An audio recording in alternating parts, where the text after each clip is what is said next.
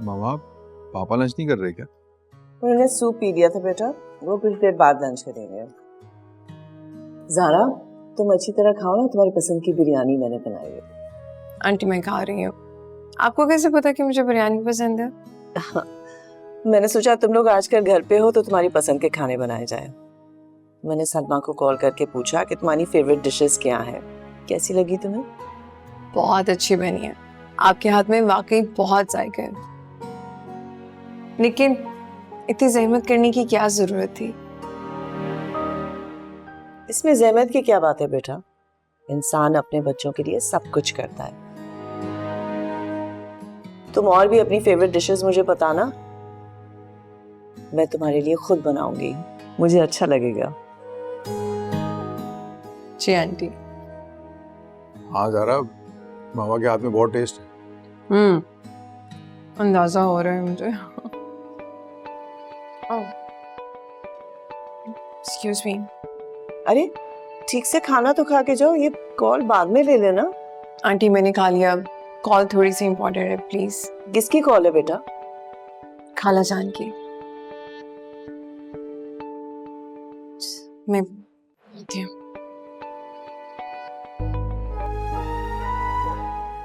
एक तो मामा, जब भी इन खतरनाक आंटी की कॉल आती है ना, मुझे बहुत घबराहट होती है और मुझे लगता है कि ज़ारा भी उनसे बहुत डरती है। तभी तो कॉल आते ही सब कुछ छोड़ दिया। चुप करो बेटा, वो सुनेगी तो उसको बुरा लगेगा। ये देखें आप, कितनी अच्छी तरह खा कर गई है वो खाना। तुम अपना खाना खाओ।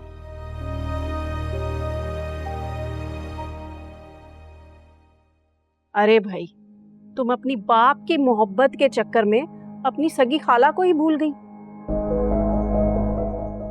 कब से फोन का इंतजार कर रही हूँ तुम्हारे। नहीं नहीं खाला जान, ऐसी कोई बात नहीं है, बस कल जरा सा सर में दर्द था तो मेडिसिन खाकर सो गई थी, इसलिए आपको कॉल नहीं कर सकी, सॉरी। हाय मेरी गुड़िया, क्यों अपनी खाला को नहीं बताना क्या हुआ? अब मैं इतनी गैर हो गई। नहीं खाला जान, वो हल्का सा माइग्रेन था, आपको बताती तो आप परेशान हो जाती। हाँ भाई, मैं तो तुम्हारी एक जरा सी भी तकलीफ नहीं देख सकती। मैं तो चाहती हूँ कि तुम हर वक्त मेरी नजरों के सामने रहो, लेकिन क्या करूं, तुम्हारे बाप की बीमारी मेरी मजबूरी बन गई। अच्छा एक बात सच सच बताओ, कसम खाओ मेरी, झूठ नहीं बोलोगी? खाला जान, मैंने कभी आपसे झूठ बोला है? अच्छा ये बताओ, वो जो तहरीम है वो तो कहीं तुम्हें तंग नहीं करती? इसलिए तो नहीं तुम्हारे सर में दर्द हो रहा? भाई सौतेली माँ है, सौतेलापन तो दिखाएगी ना। नहीं नहीं खाला जान, बिल्कुल भी नहीं, वो बहुत अच्छी है, मेरा बहुत ख्याल रखती है। इनफैक्ट अभी भी उन्होंने टेबल भर के मेरे लिए खाना बनाया था। अरे मेरी बच्ची, तुम तो बहुत ही मासूम हो। मैंने तुम्हें पहले ही समझाया था कि इन लोगों की चिकनी बातों में मत आना। ये सब तहरीम की चाल है, ये सब मोहब्बत का ना दिखावा कर रही है, तुम्हें अपने हक से बेदखल करने के लिए। वरना वो क्या चीज है ये तो बस मैं ही जानती हूँ। क्या मतलब खाला जान, कौन सा हक? अरे भाई तुम बच्ची हो ना, नहीं समझोगी, बाद में बताऊंगी तुम्हें। लेकिन तुम्हारी तबीयत का सुनकर ना मुझे बड़ी फिक्र लग गई है तुम्हारी। अपना ख्याल रखना। खुदा हाफिज।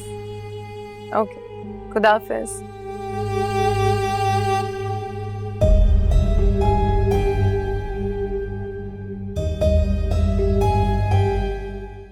मेरू मेरू मेरू मेरू मेरू मेरू जफर। जी जैन बाबा। मेरे बेबी कहाँ है? जैन बाबा ये तो मुझे पता नहीं है कि वो कहाँ गई है, मैंने तो बस उनको जाते हुए देखा था।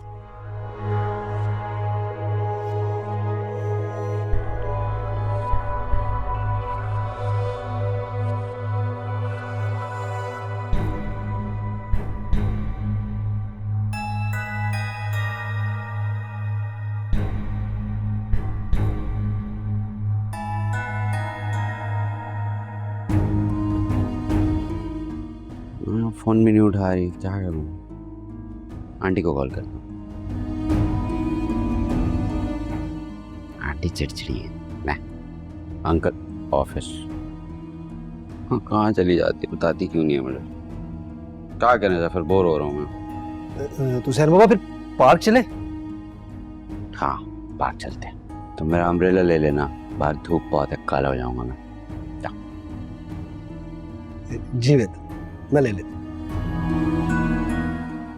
ये मेरू भी ना जिन की तरह गायब हो जाती है और फिर सामने आ जाती है, पता नहीं, समझ नहीं आती मुझे।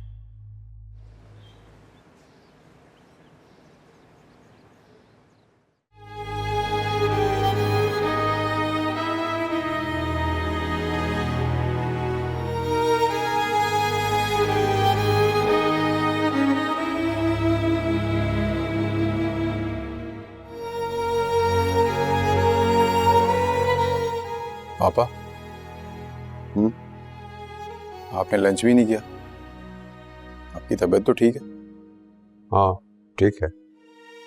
क्या बात है पापा, मुझे कुछ अपसेट लग रहा है? नहीं, बस ज़ारा की तरफ से परेशान हो के बस वो जल्द से जल्द अपने घर की हो जाए। अरे पापा, अभी तो उसकी मंगनी हुई है और आप शादी की बातें कर रहे हैं। उसकी पढ़ाई तो कंप्लीट होने दें। हाँ, चाहता तो मैं भी यही, लेकिन आलिया की तरफ से धड़का लगा रहता है कि वो अपनी दुश्मनी में ज़ारा को कहीं नुकसान ना पहुंचा दे। पापा आप बिल्कुल फिक्र मत करें, हम सब ज़ारा के साथ हैं। और हादी उसे कोई नुकसान नहीं पहुंचने देगा। देखो बेटा, तुम ज़ारा के भाई हो और मैं तुमको एक जिम्मेदारी सौंप कर जाना चाहता हूँ।